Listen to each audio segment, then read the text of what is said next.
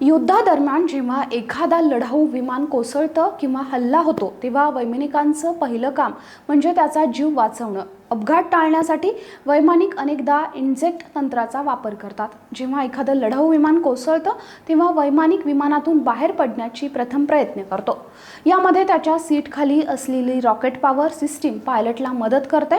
पायलटने ते ढकलताच ते 30 मीटर पर्यंत वर जातं। विमानाच्या एका छोट्या भागातून ते बाहेर येतात आणि पॅराशूटच्या मदतीने पुन्हा खाली येतात। जर लढाऊ विमानातून बाहेर पडल्यानंतर वैमानिक शत्रूच्या हद्दीत पडले तर शत्रू त्यावर गोळीबार करू शकत नाही।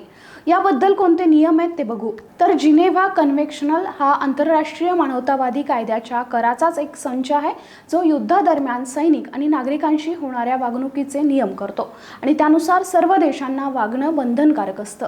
या नियमानुसार दुसऱ्या देशातील कोणत्याही युद्ध कैद्यासोबत किंवा सैनिकांसोबत पूर्वी क्रूरता आणि महिलांवर बलात्कार यासारख्या घटना घडत असत, परंतु जिनेव्हा करारानंतर सर्व देशांना हा नियम पाळावा लागतो।